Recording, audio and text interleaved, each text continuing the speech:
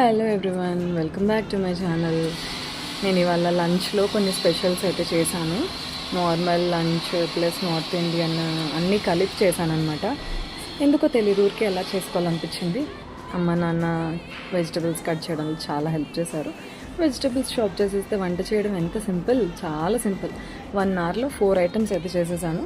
ఇంకొక item pending ఉంది, అది కూడా చేసేసాక ఏమేమి చేశానో చూపించేస్తాను మీకు.